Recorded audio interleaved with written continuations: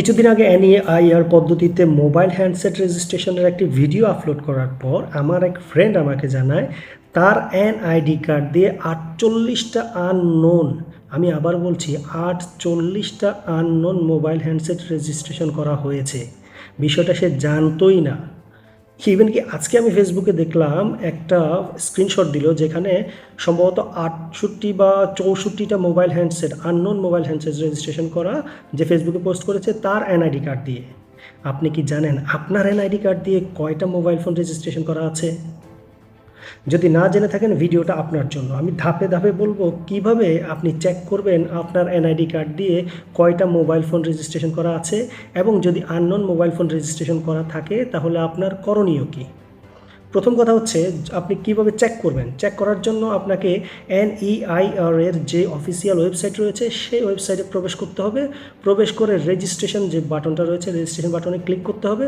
Registration বাটনে click করে জাতীয় পরিচয়পত্রের নাম্বার, মোবাইল নাম্বার এবং প্রয়োজনীয় যে সকল তথ্য চাচ্ছে সেই সকল তথ্য দিয়ে আপনি রেজিস্ট্রেশন কমপ্লিট করতে হবে। রেজিস্ট্রেশনের পর ইউজার আইডি এবং পাসওয়ার্ড দিয়ে পুনরায় আপনাকে লগ ইন করতে হবে। লগ ইন করার পর দেখবেন বাম পাশে চেক করার জন্য একটা অপশন রয়েছে, আপনার কয়টা মোবাইল হ্যান্ডসেট রয়েছে, check your phones verification status. ওইখানে ক্লিক করুন। ক্লিক করলেই দেখতে পাবেন আপনার এনআইডি কার্ড দিয়ে টোটাল কয়টা হ্যান্ডসেট রেজিস্ট্রেশন করা আছে।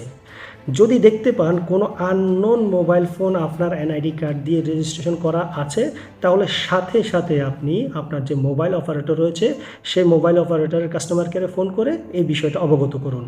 কিংবা আপনি বিটিআরসি বা এনইআইআর এর যে রিপোর্ট করার জন্য বা কমপ্লেন করার জন্য যে কমপ্লেন বক্স রয়েছে কিংবা ফোন নাম্বার রয়েছে, ওই সকল কাস্টমার কেয়ার বা ফোন নাম্বারে কমপ্লেন অবশ্যই করবেন।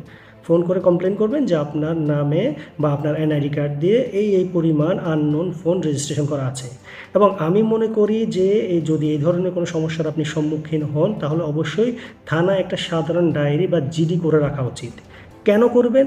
কারণ যে সকল আননোন মোবাইল হ্যান্ডসেট রেজিস্ট্রেশন করা আছে আপনার এনআইডি কার্ড দিয়ে, পরবর্তীতে ওই সকল ফোন থেকে যদি কোনো রকম অপরাধমূলক কার্যক্রম সংঘটিত হয়, যেমন কাউকে ফোন দিয়ে হুমকি দেওয়া, টাকা চাওয়া কিংবা ফ্রড করা কিংবা জঙ্গি কার্যক্রম, যে কোনো কার্যক্রমে যদি ওই সকল হ্যান্ডসেট জড়িত থাকে, পুলিশ কিন্তু সর্বপ্রথম আপনার দিকে আঙ্গুল তুলবে এবং আপনাকেই প্রথম গ্রেপ্তার করার সম্ভাবনা থাকবে, কারণ আপনার এনআইডি কার্ড দিয়ে ওই সকল ফোন রেজিস্ট্রেশন করা। সো অবশ্যই আপনাকে চেক করে দেখতে হবে আপনার এনআইডি দিয়ে আননোন কোনো ফোন রেজিস্ট্রেশন করা আছে কি না। যদি থাকে অবশ্যই আপনি থানায় জিডি করতে পারেন, কিংবা সংশ্লিষ্ট অর্থাৎ বিটিআরসি বা এনইআইআর যে কাস্টমার কেয়ার রয়েছে ওখানে অবশ্যই একটা রিপোর্ট করে রাখবেন।